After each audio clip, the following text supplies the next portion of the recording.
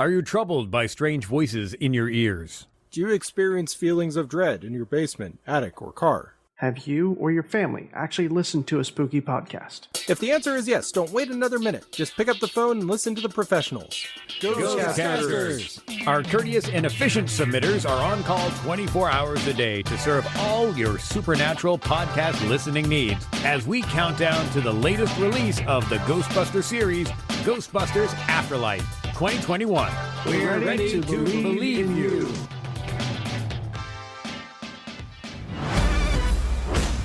We have a gift. We see what no one else is willing to see. We do things others can't do. Ghostbusters. If there's a paranormal problem, we're the ones to answer the call. Hello. It's the most beautiful thing I've ever seen. Something big is gonna happen. The word we're looking for is apocalypse. You want a piece of this? Yeah! The government's trying to claim the event isn't supernatural. We don't want a panic. We don't want mass hysteria. Get out of the city! Get out of the city! I will kick the unliving crap out of you! And you! Especially you! Hey!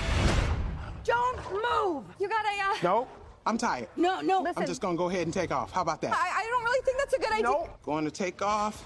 Don't piss off the ghost. Really?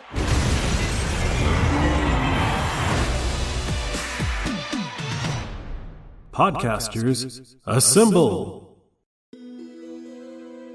Hey everyone, this is Rob from And Sometimes Rob on the Geek to Geek Media Network, as well as Ecto MX5 and the North Star Ghostbusters here in Minnesota. Hi, my name's Tyler from Too Young for This Trek. Hello, I'm Stephen White, co-host of Super Mega Crash Brothers Turbo and Cinema Salsa. Hi, this is Justin Aki, graphic designer and one half a significant other. Yo, this is Corey from The World Is My Burrito. Hey everyone, this is Eric Slater from Epic Fails of History, Comic Zombie, and Too Young for This Trek. Hi, this is Zach from the Neatcast, Effin' Cultured, and Podcasters Assembled and Disassembled.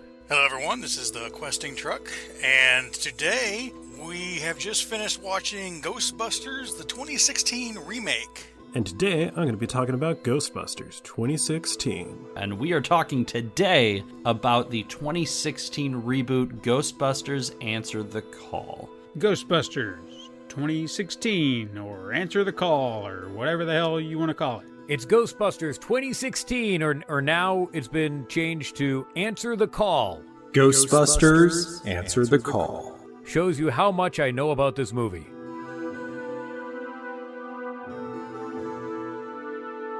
This movie is a shit show. I mean that in the kindest way.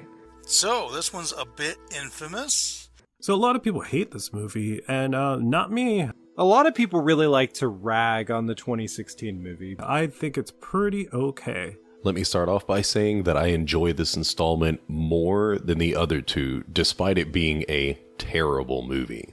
As we've touched on in past episodes, I love the first two movies. Probably a lot of that is nostalgia because I watched them so much as a kid. I know they're not perfect, but I did enjoy going back and watching them. I'll admit, I tried to watch this movie before the Ghostcaster season, and I lasted 15 minutes, just after the mansion stuff. But I actually kind of like it. It actually had a lot going for it going into it. It had been forever since we had a Ghostbuster film, so when it was announced that a new reboot was coming in 2016, even though it wasn't the third film, that we had been hoping that Bill Murray would finally get off his ass and agree to do, I was excited.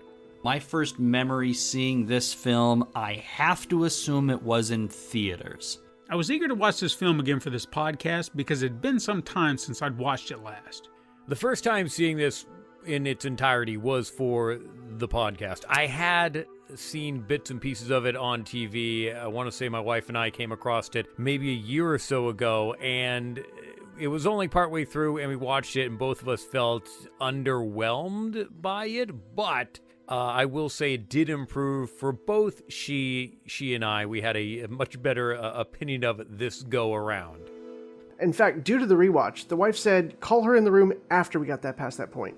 because she suffered enough. I'm trying to recall if I waited and saw it on Redbox or something. I know I've seen it multiple times. I saw it with the wife, but I don't think that was the first time I saw it.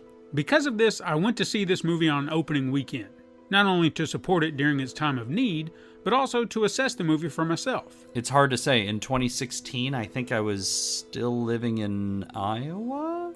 But yeah, so the first time I saw this movie, I saw it in theaters when it came out, and I just had like some time to kill, so my wife was going to some wedding thing for a friend, and I just like needed to kill like 5 hours, so I went and saw a couple of movies. It was in a random town, never been to before, random theater, and out front they had like you could watch a movie for free if you donated blood. So I donated blood to see this movie for free, so I'm like going into it a little like, you know, a little off from having donated blood. So I'm like, is that what made it funny? Was it just like not having so much blood made it funny? But no, it turns out it's just really funny. Boy, that's hard to remember. Maybe I was back in Minnesota at that point. Well, it didn't blow me away.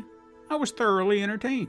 I think my favorite part of this movie was actually when the trailer originally came out, promoting that this summer in 2016, a new Ghostbusters movie was coming out. When that trailer starts and it's the piano playing the Ghostbusters theme, man, that gave me goosebumps when I first heard that. So I guess it's not a thing I remember well enough to say definitively where I was at the time. I certainly wasn't suiting up as a Ghostbuster yet. That didn't come for another couple of years.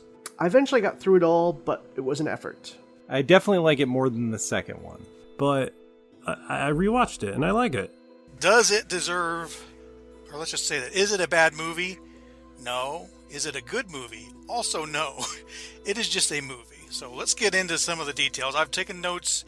I've literally just finished watching it, so it's still fresh in my mind.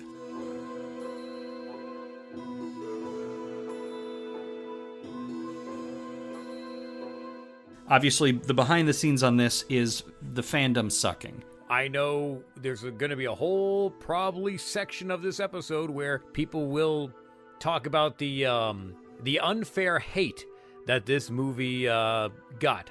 This remake of Ghostbusters was immediately maligned by the denizens of social media, all because the leads of this version were all women. I actually think it's a little better than okay, but I had kind of like an unusual viewing experience the first time I saw it, so like, I don't know, people have just hated this movie so much that I just kind of like started to doubt if it was actually good, or I was just like trying to like it because of all the controversy around it. And I'm like, I want to support women or whatever. Honestly, aside from the hate and vitriol for being a remake with ladies, it had stellar casting. This is obviously an absolutely absurd reason to dismiss any film, let alone immediately hating it without even watching it first. That was some bullshit. People just losing their mind just because you had 4 females as the Ghostbusters. And they weren't even playing the Ghostbuster characters that people were so protective of. They were different characters. The same way as Star Wars fans and other fandoms, people got pretty hostile. They didn't like the idea that it was going to be an all-female cast, as though that matters at all, which I will say it does not. Obviously, the idea of it being an all-female cast might then mean that they're shooting for a female audience, which then might mean that the humor itself is going to be significantly different, which I do feel like it was. I feel like the humor in this, if not necessarily aimed at a female audience, because I can't tell you what a female joke is versus a male joke. This movie is the humor is mostly fart jokes. I'm okay with that. Like, it's pretty funny fart jokes. The film does its best to pay homage to the original film by hitting similar beats while also dancing to its own tune, which I greatly appreciate. There's a video on YouTube that does a really good job of breaking down kind of the difference in comedy between this and the original 84 one, and sort of where the 2016 one might have misstepped a little in terms of that comedy. And they specifically use the example of the first time that they introduce a proton pack. And in the 1984 one, it's the scene in the elevator where, they switch on and say, we've never really had a successful test of this equipment. I blame myself, so do I. And about it being radioactive, and everybody kind of shifts away from it when it gets turned on. Versus the 2016 one that turns into a giant look at the fat character getting smacked around, physical comedy kind of thing. I feel like Ghostbusters 2016 was louder and had much more physical comedy in it, because there's next to none in the first one. The only real physical comedy in 84 comes probably from Rick Moranis, right? You know, stumbling around, running away from the demon dog. So, yeah. So the amount of hate that this film got, even before it was available for people to see, I just don't understand it.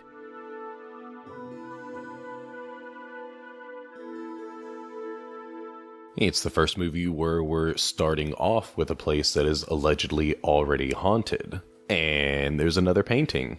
So the movie starts in New York, because that's where you always want to start with a Ghostbusters film. And we're in an old haunted house, which Gabe from The Office is giving a tour. Hey, Gabe, how you doing? This movie has some really good set pieces. There's like the guy giving the tour of like the old home or whatever, and it's like it's got this basement where somebody was like locked up and they died and no one's been down there. And then he like makes it look like something's like fallen off the shelf, and it's revealed that, you know, it's something he set up every time just to be spooky. But then real spooky things happen, and he's telling all sorts of spooky stories about the former mistress of the house, and we see a candelabra fall over. And then after the tour, we find out that, Gabe's just kind of a con artist. He set it up so that it was remote controlled to tip over. But all of a sudden, some spooky stuff starts happening. And oh gosh, there is a ghost. I liked it. And then there's a joke about him like shitting in his pants. And I like a good fart joke. And another oozing floor. And he runs downstairs to the basement, which is now unlocked. And then there's cracks and slime coming up out of everywhere, and he's running up the stairs, and oh god, it's gonna get him. And then the logo, similar to how the original Ghostbusters started, just a new take on it. I don't know that it's as spooky as the original Ghostbusters. The basement door magically and silently being open is great. That's one of those things that, why didn't they do more of that in these movies? It's a ghost movie. Do ghost things. And I don't really know why, because like the ghosts look pretty good. The effects look great. The ghosts in this movie are another element I really enjoyed. Also, the first ghost they meet, which is kind of a Victorian era woman that was trapped down in a cellar, and so she's very kind of regal looking in that way, very Victorian looking, the Victorian dress, a look, everything like that, pretty and so forth. Until she screams or whatever. But that ghost was really cool as well. The picture of ooze uncontrollably streaming from the nose and ears is as terrifying as it is humorous. This is a lot better than like the dumb Ray takeover at the end of 2. In terms of my favorite ghost, apparition, specter, or spirit, most of them had distinct personalities, or should I say had. And in some cases looked pretty ghastly.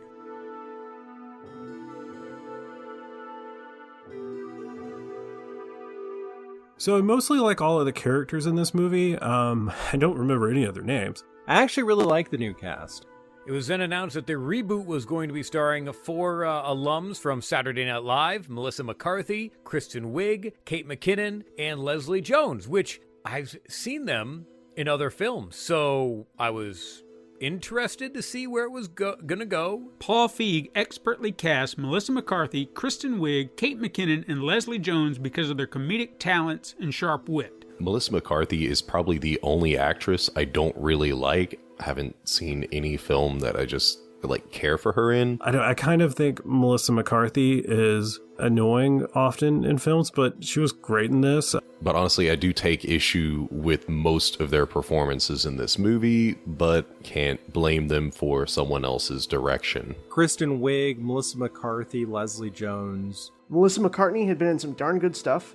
Kristen Wiig had been in some both serious and comedic roles, and has Academy Award nominations. I think they all do a really great job with what they're given. And I am really not liking Kristen Wiig's character in this movie. Just I don't like the direction. It's too awkward, and what we're going to find out through the rest of this movie, it's too SNL. I think the behind the scenes trivia then is simply that a lot of this was improvised, which allowed the actors to really kind of flex some of their muscles and really play characters the way that they wanted them to be. And instead of trying to rein them in, he allows them to play to their strengths, letting them ad-lib their dialogue with their own flavor, which helps the film be as funny as it can be. which in some ways I think was a strength. Kate McKinnon's character is by far the standout in this film. I think Kate McKinnon is one of the most versatile female actors in recent SNL history, probably only behind Wig herself. The next Ghostbuster we're introduced to is Holtzman, and I very much despised this character all the way throughout. So my favorite Ghostbuster is obviously her character, because who doesn't love Holtzman? Especially Kate McKinnon, who plays Holtzman. She's very annoying, very kind of gross, haphazard, unprofessional, but she is the Egon stand-in. Believe it or not. As much as I liked Egon when I was a kid, and still like Egon, she's the one that creates all these devices, and she's the engineer. That's all she really does. Generally speaking, if you see a female Ghostbuster cosplayer wearing a 2016 suit, they're dressed as Holtzman. Kate McKinnon's job in portraying this character was phenomenal. I think all of her decisions in terms of her improvisations were right on. I think Kristen Wiig's character was fine, but Kristen Wiig really excels at that it's so awkward, so we're going to laugh at it kind of humor. And I felt like there was so much of it. The story is pretty good too, in my opinion, allowing the characters to have motivation to be paranormal investigators beyond just wanting to. Abby and Aaron had an encounter earlier in their lives, and it led them down this path. Furthermore, Aaron's rejection to this encounter, then sudden return into believing in ghosts, is what sets off a chain reaction of events that gets things started for them. Also, fun side note, for fun, last year I read the novelizations of the 3 Ghostbusters films, and the novelization of the 2016 one is by far the worst. The novelization for the 2016 Ghostbusters Answer the Call is horrible. I like how the format is already flopped on its head. The disinterested character, Dr. Gilbert, is being shafted by the ones who actually give a damn about the project instead of them just bowing to her every will. The movie absolutely has its saving elements. The wife likes this movie. One of our female members, it doesn't really matter that she's female, but one of our female members in our Ghostbuster group loves the 2016 film. Her costume is an Abby Yates costume. So there are people that like it, and I never want to take it away from other people that they really enjoy the 2016 Ghostbusters.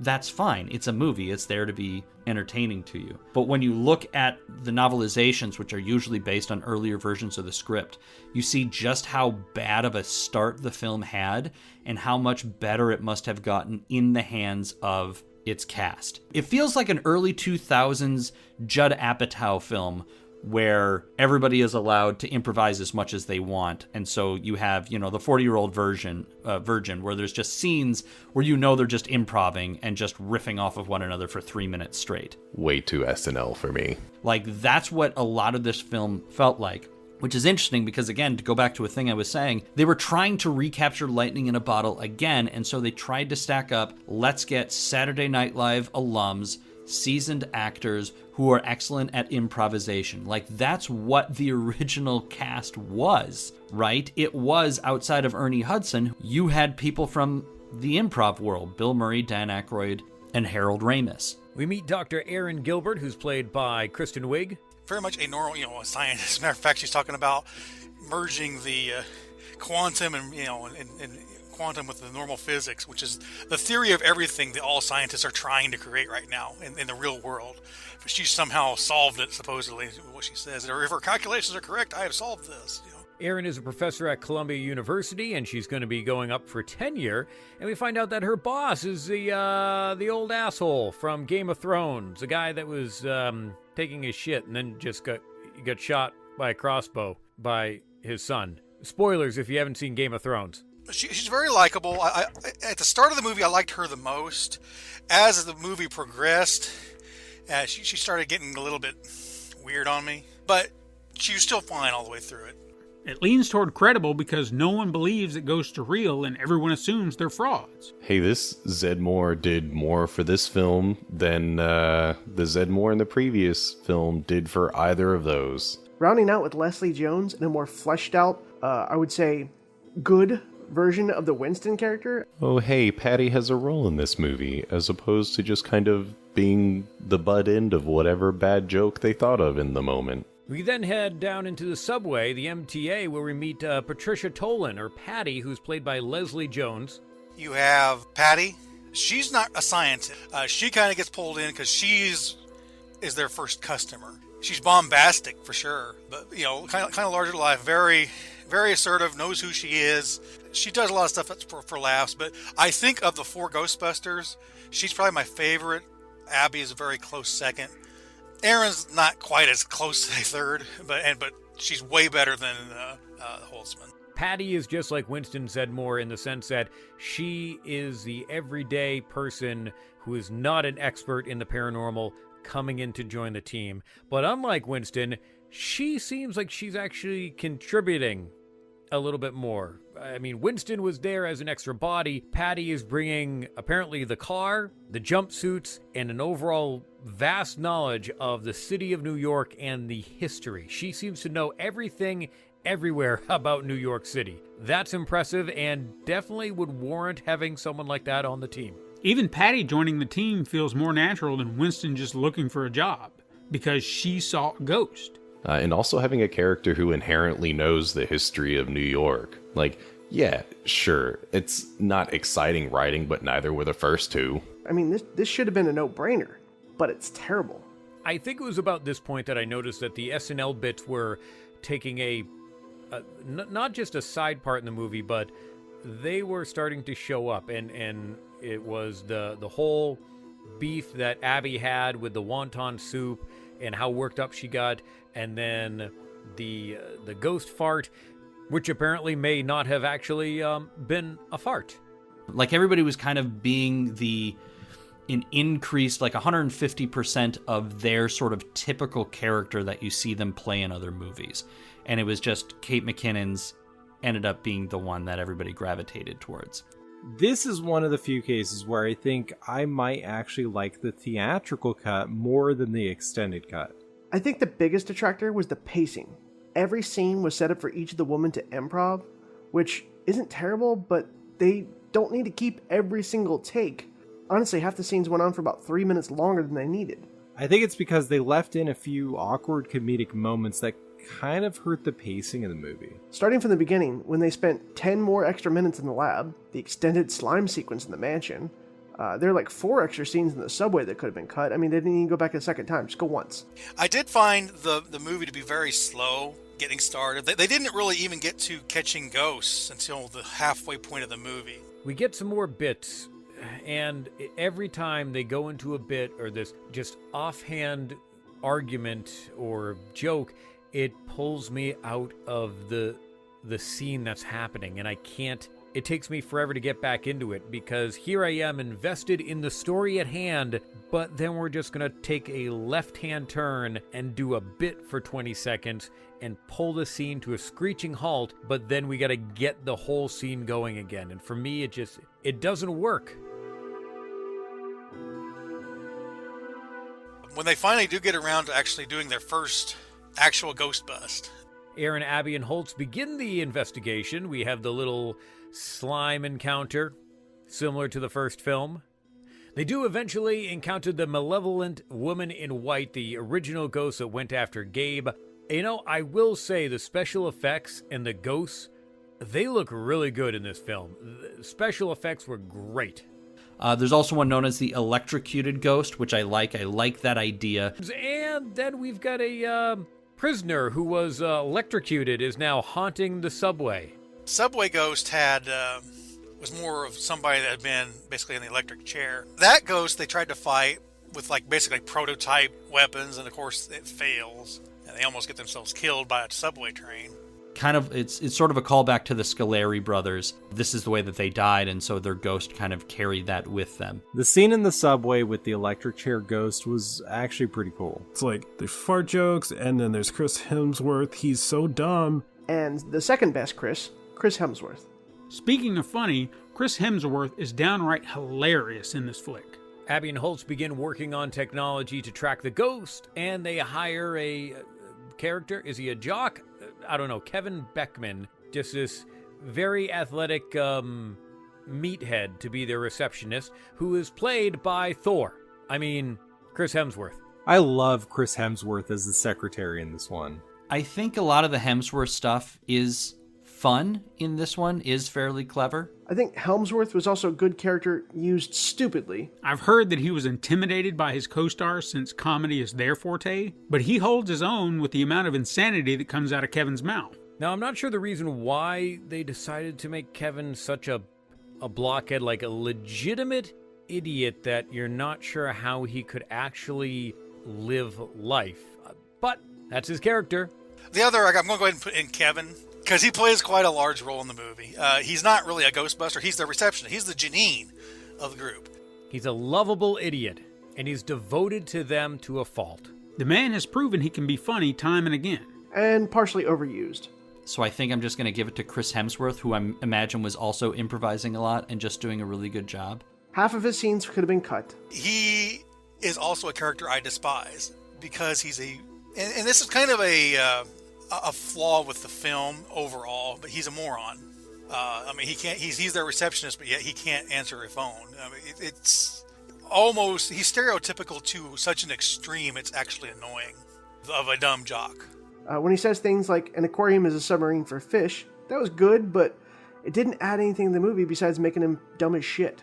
But he's cute, so Erin's like, and this is why I kind of think Erin's more kind of like shares the Venkman vibe, is she's like gushing all over this guy because he thinks he's cute. Which, you know, fair enough, you think you're cute or whatever, but it kind of got a little bit, it just kind of went on and on and on.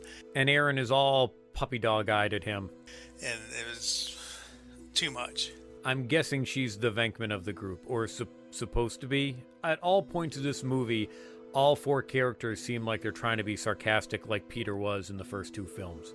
But Kristen Wiig's character, I was a bit iffy about the first time I saw it, because similarly to Venkman from the first film, I didn't like how he's like creepy with women, and she's exactly slightly less creepy, I guess, to Chris Hemsworth character, Kevin. I remember his name. It's Kevin's an easy name. But yeah, I didn't like that at first, but having the context of the first film, I guess they were kind of trying to play off of Venkman's character, but instead of making her creepy, I mean, she's still creepy, they made it more comedic by having her come off as like desperate. I like it better. I don't love it, but I like it better than when I had seen this in theaters. The weird subplot of Erin being all about that muscle man still doesn't make sense. She's a freaking scientist with multiple degrees, and she's just like, yep, sexual harassment, that's my next thing. He's a little over the top at times, but he absolutely steals the show. One of the like checklist items that didn't really work for me is the firehouse. We do end up at the fire station at the Hook and Ladder, and it is $21,000 a month for them to rent that. Is that an accurate number? I don't know, Justin, you usually look up all this stuff. Did anyone look up these details? I am far too lazy and don't have the right knowledge to look up what that would be. The best lines in the movie, when they're looking at the fire station and the realtor says the rent is $21,000 a month, you. That, like, she opens up right away, like, and she apologizes, but like that was my explanation too. I mean, it's New York City, but still, yeah. I thought it was kind of funny that they couldn't afford it, but just like, I don't really know why they wanted the firehouse necessarily, other than that it was a reference to the first film. Another great bit was the Chinese dumplings and shrimp and wontons thing. It was funny, and then they destroy that guy's bike, but then he just disappears midway through the movie, which makes me believe they probably had filmed him more and they dropped it for time. Of all the things that dropped, I kind of liked that they were above like a Chinese restaurant or whatever. I thought that was funny. Like there was a lot of good humor that came out of that. So they set up a temporary shop above a Chinese food restaurant. With like Chris Hemsworth thinking they like ran a restaurant. There was like one point, like probably one of my favorite lines. He's just like, guys, I think we need to close down the restaurant. We've got no customers. Also, the mayor's right-hand woman is in the restaurant, and I think one of the Ghostbusters is trying to get in, and the lady comments, oh, she thinks it's a sliding door. She thinks they're all doors. That's sad. She's a scientist. There were at least like one or two bits that made me laugh pretty hard. I think maybe the hardest I laughed in the movie was when Kristen Wiig's character is trying to explain to, I think he's the mayor of New York, that like what's about to happen with all the ghosts and stuff. And you just hear like this rumbling, like, you know, like an earthquake's happening or whatever. And then it's a trash can. I think she did a good job looking crazy. And I thought that was a great scene. This film is also littered with numerous appearances and cameos from other amazing actors and comedians. It was nice to see cameos from the original cast, although I could have done without them since most of their scenes were inconsequential, making their appearances nothing more than fan service. Not even the character actor casting, like Silicon Valley's Zach Woods, a surprise appearance by Andy Garcia. Oh my god, it's the guy from Mad TV. Let's look at what he can do. Omar from The Wire, aka Michael K. Williams. I'd actually forgotten Michael K. Williams was in this flick, and seeing him was heartbreaking considering recent events. Rest in power, my man. I really dug Ed Begley Jr.'s appearance and the subsequent joke that accompanied him. Ed Mulgrave is dead, but they meant Ed Sr., not Ed Jr. See? Simple but effective little joke. Granted, there's some good one-liners and bits that are used wonderfully. The part with the subway where Patty says the ghost is the third scariest on the thing on that train going to Queens, that was pretty good. Okay, the comedy bits are increasing. This is going to go on throughout the entire film, isn't it? It is. Okay. Still terrible.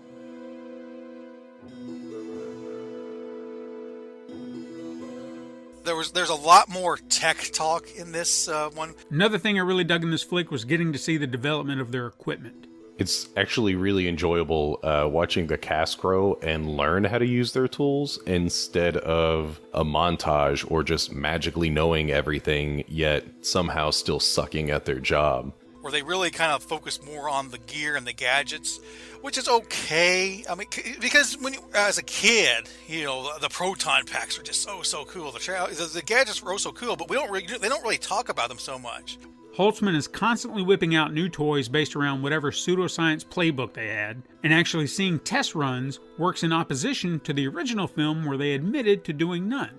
And this is another problem I think the movie has, is it relies on nostalgia for some of the jokes and as a reasoning for why they do certain things. Like they felt like they really needed to explain the technology and really go into it deeper than they did in the original movie. Like we had to really almost point out this is this part or this is what it does and supercharges this part. It's too much detail for what was needed. And each device she concocted was pretty badass. There's certainly stuff in here that is a lot of fun, things that I feel like take from maybe the cartoons a little bit, especially the Extreme Ghostbusters. The idea of the sort of handheld neutrino wand turned handgun kind of thing is fun. I also like the suit-up scene towards the end of the film, where the girls become badasses, but that still didn't save the whole third of the movie. The use of the different ghost-busting gadgets was pretty cool and definitely inventive. Basically, we had to stop the story to do that. And they do that a lot. There's several scenes, there's two scenes where they're testing the stuff. They felt the need that they needed to explain where the logo come from. Now, that particular scene was kind of funny, where a guy basically vandalizing the subway. You know, they felt the need to explain that. I also think that in conversations I've had with other podcasters, the technology reveals were good. No more just catching ghosts, but actually obliterating them. If you can do that, why not just do that? It's a really wise addition to the mythos. The scene introducing them was too long, but it was fun seeing how some of the stuff worked. Like, it was actually explained and not just mumbo-jumbo nuclear reactors. I liked the way that they did some of the ghosts and stuff, but it's also, man, there's some really weird stuff in this movie. We've reached the second series of weapons, and I am over the description and learning about them. This should either not have been inserted or should have just been mentioned and thrown into a scene. They're using their proton streams to disrupt their ectoplasmic corporeal form, whatever, if you will. And so they kind of explode the ghost knowing that they're going to come back rather than actually capturing them. And I think that's sort of the problem with the big army and the way that a lot of things treat the proton packs and the neutrino wands versus the original film, where they cause a bunch of damage, but really what they are is a high-energy stream that's intended to disrupt the ghosts and then sort of wrap around them and lasso around them so they could be brought down into a trap versus, ghost guns. The ghost chipper was pretty fun, and the warp cannon thing looks like a gun from Team Fortress 2 that the engineer uses. Spy, sapping my sentry. The very light introduction of the coveralls is, wonderful.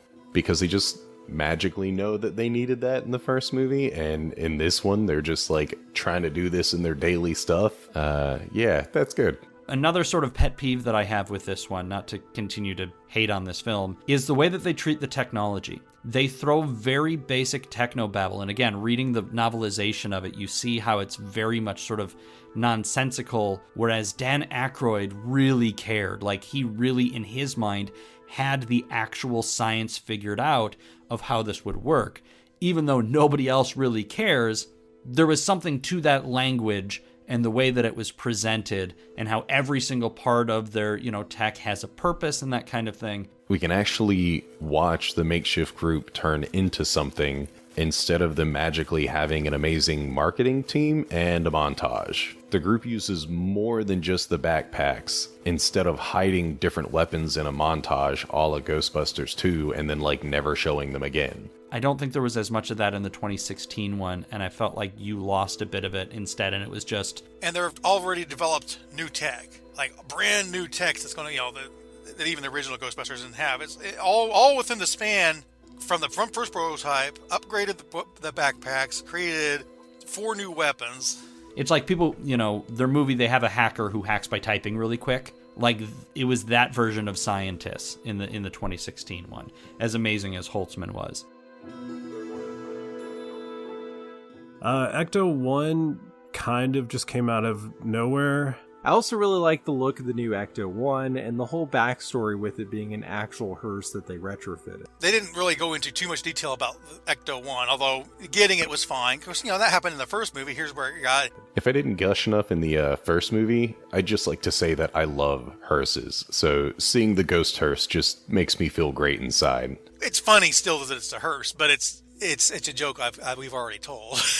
But I also like how it was a hearse that, I don't remember the character's name, but that she borrowed from her uncle, and then that comes back in the end. I thought that was kind of funny.